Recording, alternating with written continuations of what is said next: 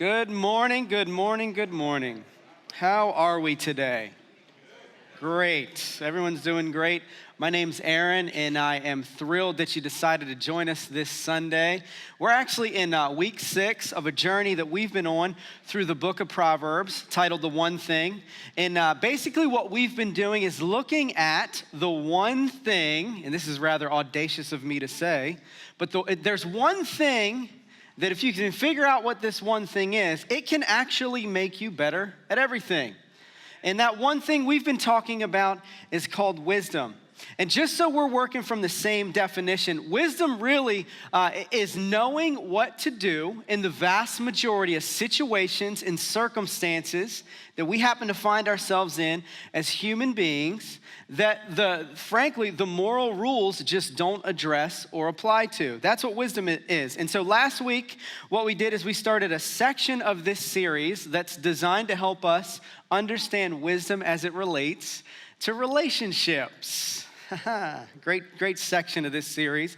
And the reason why I think it's great is that applies to everybody in the room. There's nobody in this room who doesn't have some form of relationship with some other human being.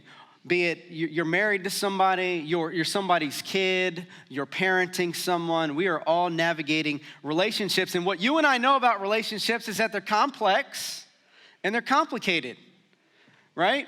And so one of the areas of life that takes a ton of wisdom if we're going to navigate all the complexity and all the complications and all the challenges is relationships.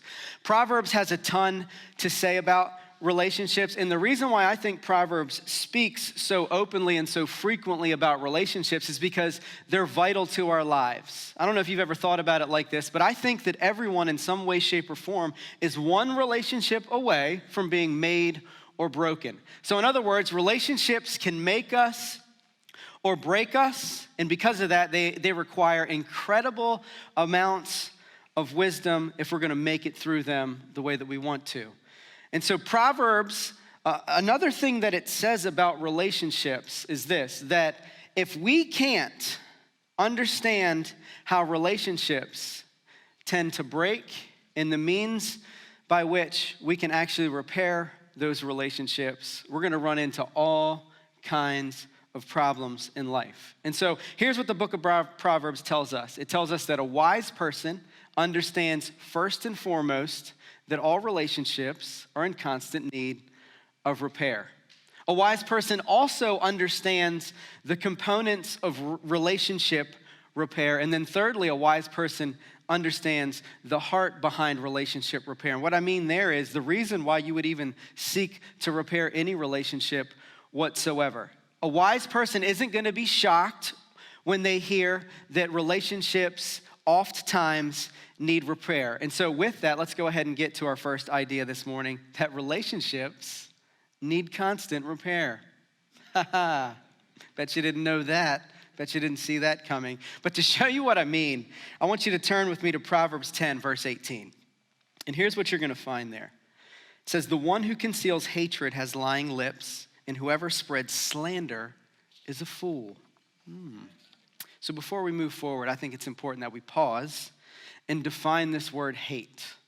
And whatever's coming to mind right now, it might be like just outright anger and rage towards another person. What I want to do is challenge your working definition of hate, because when Proverbs uses the word hate, it has something far more subtle and far more potent in mind than any definition that I've ever landed on, and maybe the definition that you have for hate. Hate, according to Proverbs, is simply ill will. And here's what that really means. Hate is when you begin to find your happiness in someone else's unhappiness.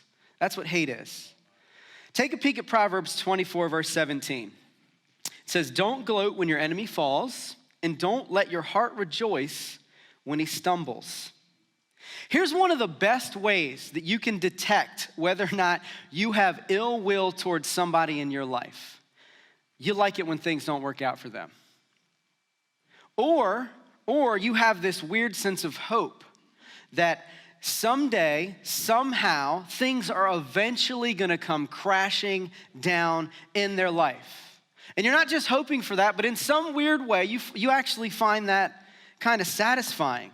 That's hate. That's what Proverbs is talking about when it talks about hate. And here's what Proverbs shows us. This is what we naturally do when we discover that we don't like somebody, or we discover that we're dealing with hate. We conceal it. We tend to hide it from the other person because we don't want to let them know about it or how we really feel about them. But then we also try to hide it from ourselves. We're reluctant to call it what it really is. And you might think I'm exaggerating here. So I'd like to show you that this isn't my take. Because if I'm exaggerating, so was Jesus. All right, you guys remember the most famous sermon that Jesus ever delivered? It was called the Sermon on the Mount. And in the Sermon on the Mount, Jesus took some time to address this very issue. And I want you to hear how he handled it.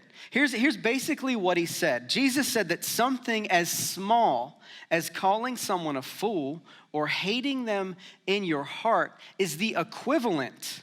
It's no different in the eyes of God than murder. What I believe Jesus was really getting at here was that hiding hate, what it does is it creates the conditions that will allow it to grow and to fester and to become something that you never intended it to be. And here's the point. You might be able to hide the hatred that you have for another person from yourself, and you might even to an extent be able to hide it from them, but what you're not gonna be good at is hiding it from other people when you talk about them. In some way, shape, or form, it's always gonna come out. And the way that Proverbs tells us that it comes out is through slander. And slander, regardless of what your definition of slander is, maybe we often think about it as a false report. You ever thought of slander as maybe a false report? But what Proverbs is really getting at is that slander isn't just a false report, it's a bad report. And here's what I mean by that. Slander is any communication that's designed to diminish the person you're talking about in the eyes of whoever you are talking to. It's literally designed to diminish how people see that other person. That's what slander is. And when you think of it like this, I think you'll agree with me that you can see this kind of thing happening all day, every day, in some way, shape, or form. I mean, think about this scenario. You see somebody who's ruthless at work. They think they know it all, right? They're full of themselves. Tell me it's not almost automatic for you and I to think or begin hoping that someone's gonna come along and just put them in their place, or that someone's gonna come along and set the record straight. And look, if that's where our minds go, what Proverbs tells us is that we're slipping into hate with the people at work, with the people in our families, with the people at our church, with the people in our community, with the people who are doing all the political things that they're doing, with the people in our world. And if that's what we're doing, here's what Proverbs tells us, that we're absolute fools. Because slander doesn't just destroy the other person, it actually destroys us. And if you want to see how it destroys us and the person that we have those kinds of thoughts or feelings about, all we have to do is take a look at Proverbs 24, verse 28. Here's what it says. It says, don't testify against your neighbor without cause. Don't deceive with your lips. Now, why in the world would anyone ever feel the need to testify without cause or to make up a storyline about another person and then go conveying it or communicating it out and about town? Why would anyone want to do that? Well, the answer to that is in verse 29. It says, don't say I'll do to him what he did to me. I'll repay the man for what he has done.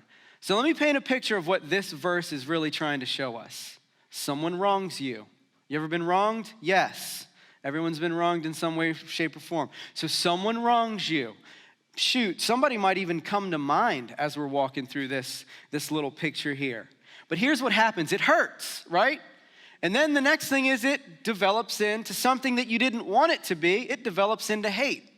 And then we run the risk of obsessing over that person's downfall to the degree that we're willing to make up stories about that other person. And even if what you're saying may be true, what we tend to not do is paint a full-orbed picture of the other person. So think of it like this. You tell a lie But you're not a liar because you're multifaceted and there are layers and there was a reason why and you're protecting them and it was all about them and not about you. But if someone else tells a lie, they're immediately a liar, right? So we want to be seen as multifaceted, but we're willing to reduce other people to their lowest mistakes. And so what Proverbs is really telling us to be is watchdogs over our own hearts for hate in our own hearts. Because otherwise, we end up becoming the very thing that we hate without realizing it just because we feel justified in what we're doing. And we can't always see this happening because I think there's this power in hate that you can't always see. And the irony is this, that we end up becoming defeated by the very things that we're trying to defeat because we're fighting hate with hate. You fight fire with fire, you just get more fire. Come on, somebody. And this concept, I think, explains why relationships really are in need of constant repair. So far, we've identified a problem. But we all know that if you identify a problem and you don't have a solution, that's not helpful. So let's talk about what we can do about it. And I want to show you 4 things. I'm calling these components of relationship repair. There are 4 of them. The first one is resist superiority. The second is release liability. The third is repay evil with good. And the fourth is confront out of love. So the first step in relationship repair is to resist superiority. Take a look at Proverbs 11, verse 12, which reads, "Whoever shows contempt for his neighbor lacks sense, but a man with understanding keeps silent. A gossip goes around revealing a secret, but a trustworthy person keeps confidence." So there's one variable. I believe there's one variable that causes hate or ill will toward another person to grow and to fester, and it's this. It's superiority. It's feeling like you're better than they are. And here's how you can find out if you're slipping into superiority in your own life. You've probably said things like this. Somebody has a slip up, maybe makes a mistake, could be large scale or small scale. And in retrospect, because you're super brilliant and your retrospective vision is always 20/20, you say something to the tune of, "I would have never done that." Come on, somebody. Or you say, "I can't believe they did that. How could they? How could they believe that? How could they think that?" Right? And here's what we need to do. Here's what we need to understand. It's only when you come to grips with the reality that you really know better than anyone else. And frankly, it doesn't matter how buttoned up you are or how put together you are or how well you've figured out everything in life. You're no better than anyone else. And given the right circumstances, we're capable of making the same mistake. And until you resist your own feeling of superiority, you can't really repair any relationship. And according to Proverbs, it's that sense of superiority that's the root cause of all the hate and resentment that we've experienced in our lives. And so I think it would be helpful to pause here for a second and talk a little bit about where that comes from. And it's kind of difficult to see in English, in our English translation, but if you look at verse 12, it says something that kind of helps us understand this. It says, verse 12 says, "Whoever shows contempt for his neighbor lacks sense." So in the original Hebrew, lacks sense really just means heartless, like absolutely heartless. And when the Bible talks about the heart, the Bible really is talking about the core of your being, the seat of the mind, the will, the emotions, the whole 9 yards.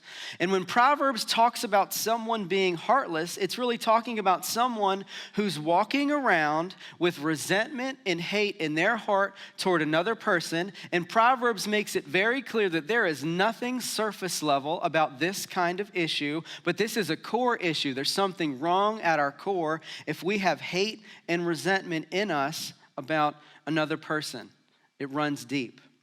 And the core issue that I think Proverbs is really getting at here is that in some way, shape, or form, we as human beings, we like being in charge, do we not? We like calling our own shots. We like making our own way.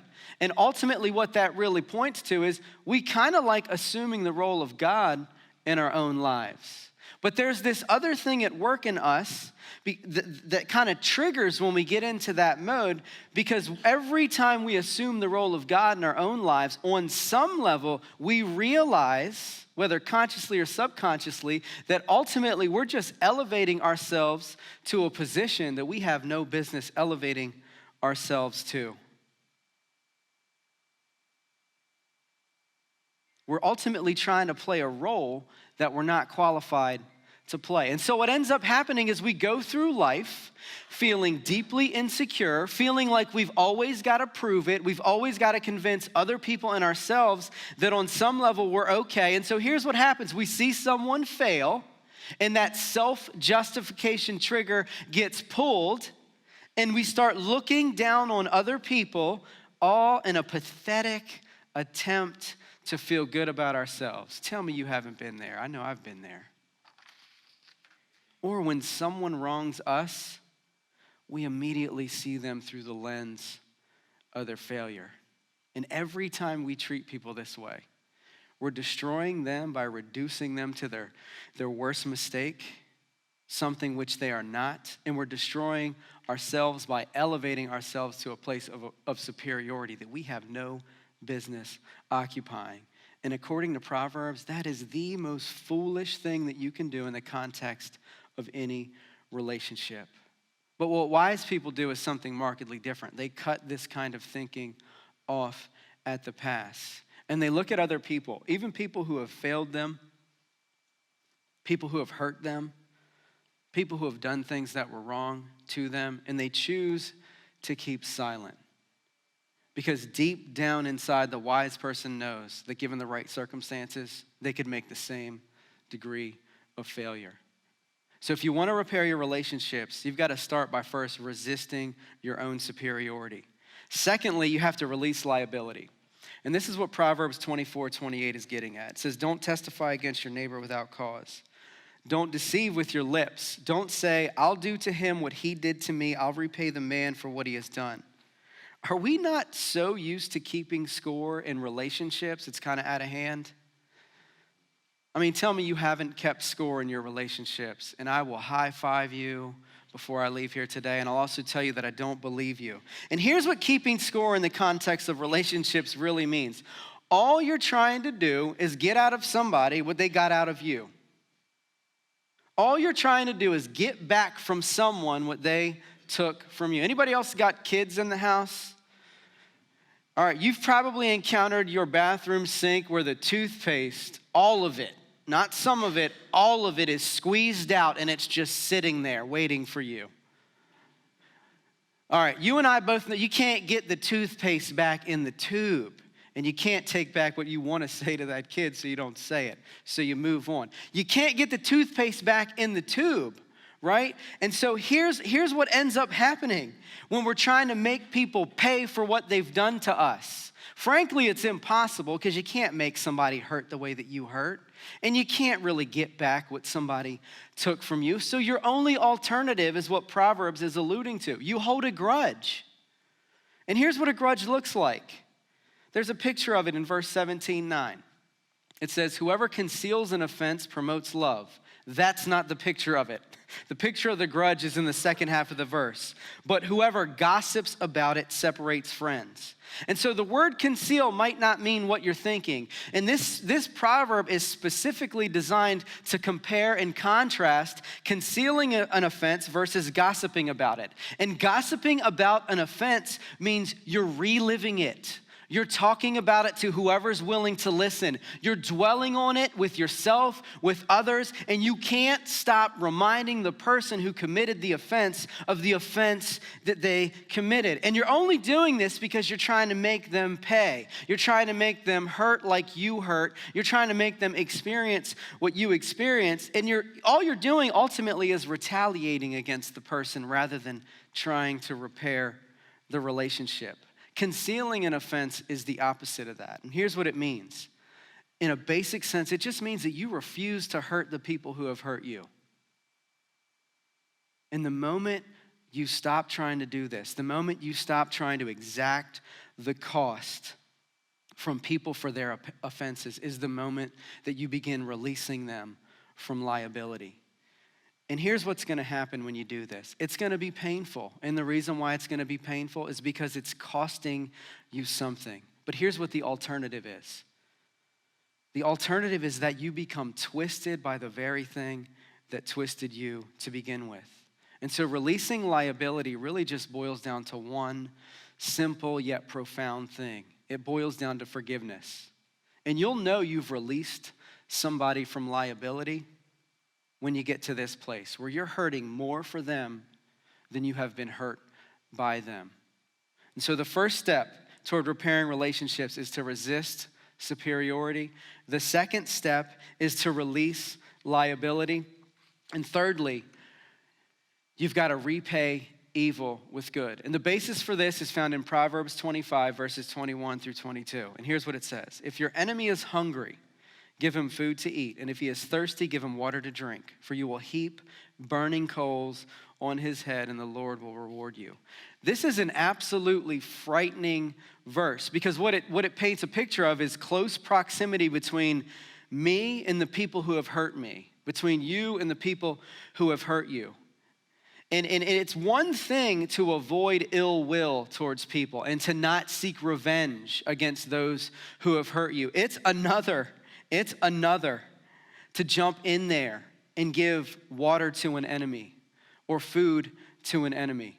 In this verse, here's what it's really telling us, that if we want to repair relationships, if we really want to be wise in the context of our relationships, we've got to get to a place where we're actively blessing the people who have hurt us. In fact, Proverbs is implying that until we get to that place, to where we're actively seeking the goodwill of the people who have hurt us, what's really going on in us is we're still being controlled by what people have done to us. We're still defined by what's happened to us, and what's happened to us still has a hold on us. What's being made very clear here is that maybe the only release that you and I can experience from the pain and the hurt and the wrongdoing that we've experienced is by repaying evil with good. And what this means isn't that you march back into that abusive relationship or that dysfunctional scenario. Frankly, there are some relationships where it's not safe for us to go back to. So that's not what this means. What it does mean is a mind shift. It's a shift in mindset to where you're not reducing someone to their smallest, to their biggest mistake, right? Instead, you're leaving the door open for change. You're allowing God to do something huge in somebody else's life. And here's what it might look like. All you're doing is hoping for the best for them. And you're asking God to bring forth something good in their life. Here's how Paul put it in Romans 12. He said, bless those who persecute you, bless and do not curse. Do not repay anyone evil for evil. Try to do what is honorable in everyone's eyes. If possible, on your part, live at peace with everyone. Friends, do not avenge yourselves. Instead, leave room for his wrath, for it is written, vengeance belongs to me. I will repay, says the Lord. But if your enemy is hungry, feed him. If he is thirsty, give him something to drink. For in so doing, you will be heaping fiery coals on his head.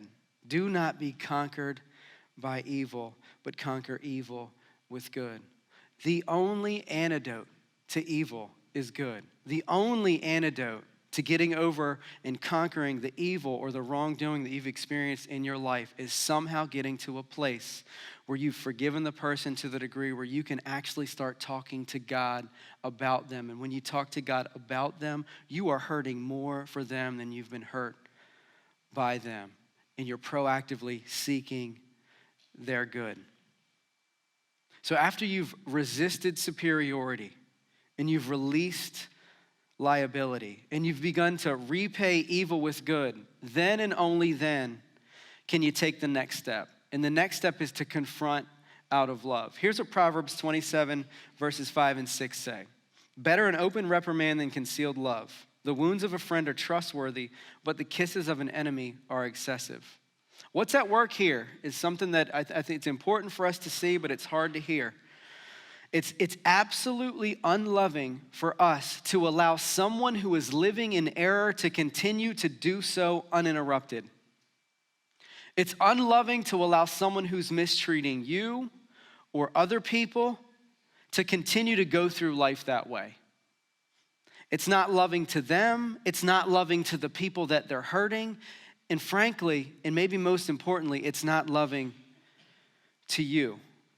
And so if confronting someone is the most loving thing that you can do, I have to believe that there's a way that you can go about it. And I think that there is. And I think it's confronting them out of love. And the only way that you're going to get to that place, the only way you're going to confront someone out of love is if you first resisted the notion that you're better than they are.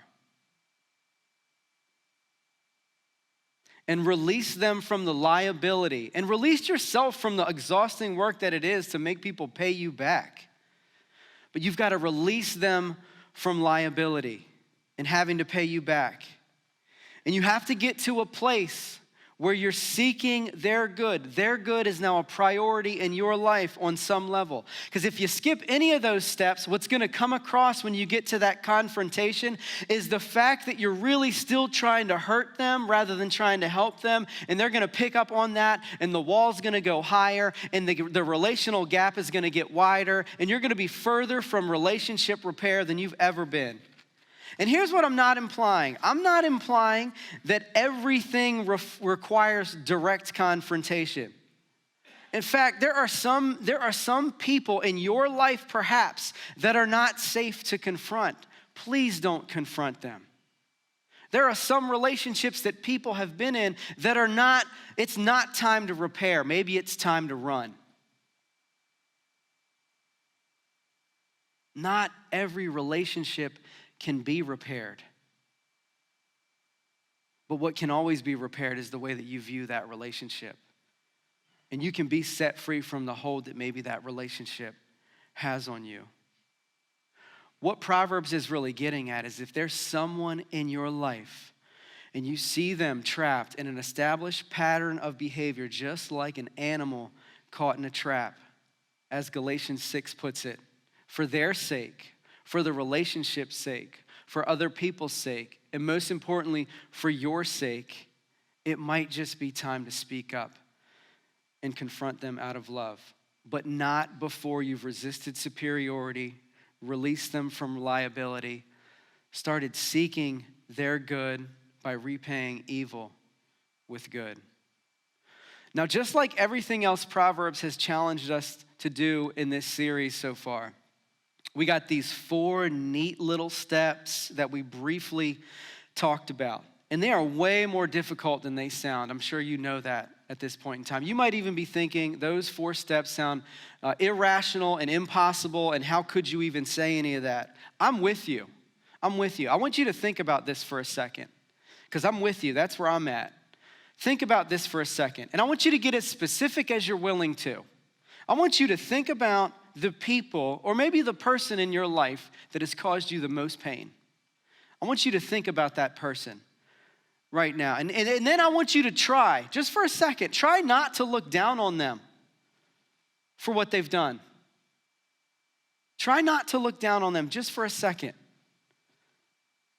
And then consider absorbing the pain. Like, that's what releasing them from liability is. That's you fully absorbing the pain that they've caused you. And Proverbs tells us that if we can do that, it'll set us free, it'll set them free, it'll change our relationships. And then I want you to consider for a moment that not only are you releasing them from liability, now you're going to proactively seek their good by asking God for their good. Look, I'd be a fool if I tried to lead you or myself to believe that this is some like switch that we can flip and we can just all of a sudden decide to do these things. Look, at best, I think the Proverbs that we've looked at today simply show us a strategy that we could potentially implement if we had relationships that we wanted to repair. What they don't do is tell us that we have the power to do it. And you know as well as I do that a strategy without the means by which to execute it is just a waste of time. So the question that's on my mind is, where can we get the power to do this? Where can we get the power to resist superiority and to release liability and to repay evil with good and to confront out of love? Where can we get that power?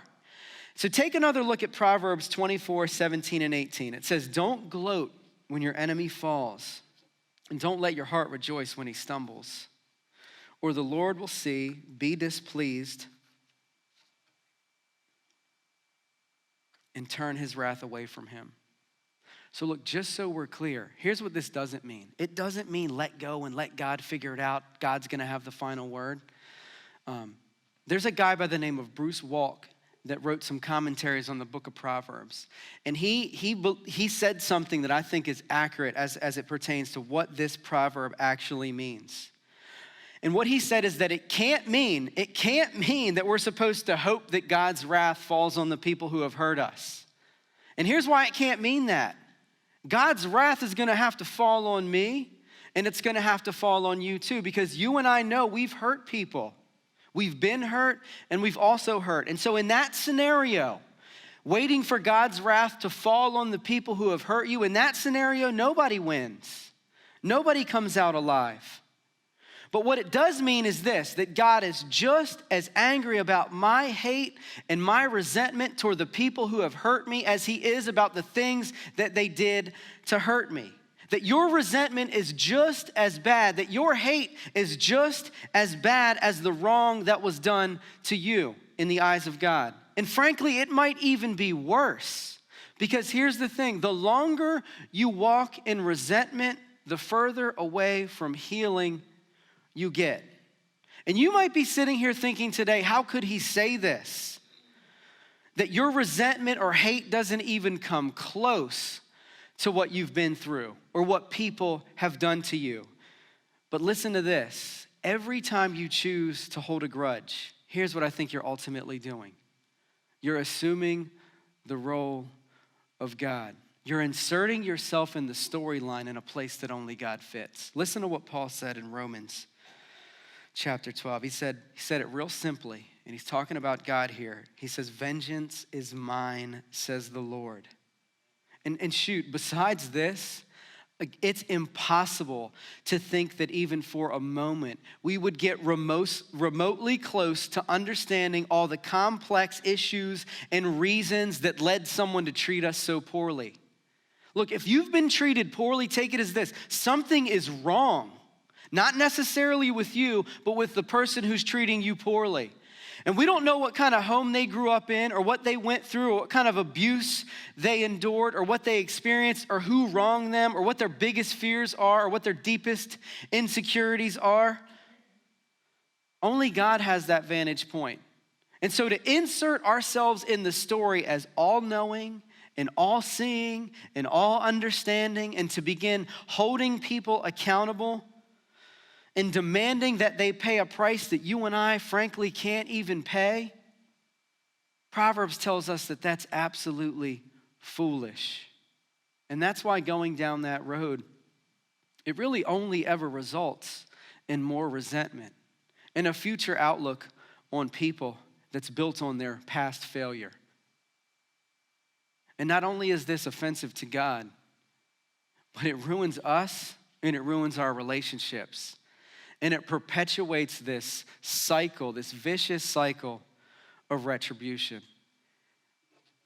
But there is a solution, and the only solution that can break this cycle is found in Jesus. Take a look at Isaiah 53, verses 5 and 6. And here's what it says about Jesus. It says, but he was pierced because of our transgressions, crushed because of our iniquities. Punishment for our peace was on him, and we are healed by his wounds. We all went astray like sheep. We all have turned to our own way, and the Lord has punished him, that's Jesus, for the inequity of us all. Look, the only thing that can stop people from trying to take God's place is understanding that God took our place. That's precisely what Jesus did. He took our place. And since Genesis chapter 3, We've been destroying relationships, and it's because we don't have the heart to repair them. So if we want a heart to develop in us that's capable of repairing relationships, that's capable of being wise in relationships, a heart that can resist superiority, a heart that can release people from liability, a heart that can repay evil with good, a heart that can confront people in love with pure motives, we have to understand that that kind of heart comes from Jesus and comes from Jesus alone. It comes from knowing that Jesus didn't look down on us. He was pierced for our transgressions. It comes from knowing that Jesus fully released us from all liability. He was crushed because of our iniquities. It comes from knowing that Jesus fully repaid evil with good. He was punished so that we could have peace, so that we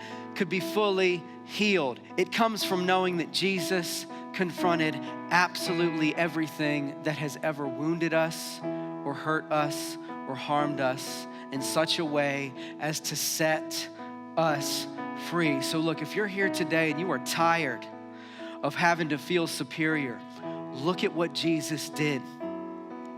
Look at what Jesus had to go through for your sins. And I guarantee you, your sense of superiority will die. If you want to release people from liability, see that Jesus paid for you with his life so that you could be released from all liability. And if you want to seek the good of the people who have hurt you, see Jesus welcoming you into God's family, even if it meant that he himself had to be forsaken by God for you. So today we're gonna end our service by celebrating communion. And all communion is a visual representation of everything that Jesus endured, the way that his body was broken and his blood was shed, all for the sake of repairing your relationship with God, all for the sake of repairing my relationship with God. And I'm gonna ask you to do something. I'm gonna ask you to do something extremely specific, and you don't have to do this. You don't have to do this at all, but I'm gonna encourage you and ask you to do this one specific thing. As we close with this last song, and maybe before you even come up to this table to take communion, here's what I want you to do. I want you to consider the relationships in your life that you know need repair. I want you to consider those relationships, and I want you to get as specific as you need to. I want you to think of the person. I want you to think of the point of pain. I want you to get as specific as you need to. And then I want you to remind yourself of what Jesus went through to repair a right relationship between you and God. And then I want you to take a moment and ask God, with that person in mind, with that relational pain in mind, I want you to ask God specifically to give you absolutely everything that you need to resist feeling superior to that person, to release that person from all liability and the need or the demand that you have in their life for them to pay you back. And I want you to ask God to give you everything that you need to make their good a priority. And then if necessary, I want you to ask God to show you if it's necessary to confront that person out of love. That's how we can be wise in our relationships. And ultimately, the only way that we get to that place is through Jesus. Let's go ahead and have communion.